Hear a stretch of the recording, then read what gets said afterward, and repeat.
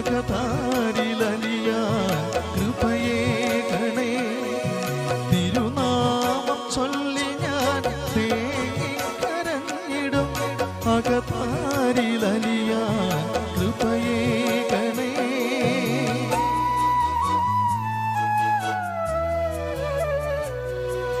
സ്വർഗീയ ഭവനത്തിൻ വാതിൽ മുട്ടി ഞാൻ എൻ്റെ നാഥനെ കാൺമാൻ.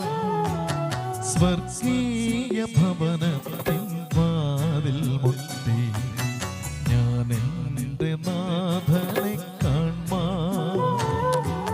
സ്നേഹത്തിൻ വാതിൽ തുറന്നു ഞാൻ എൻ്റെ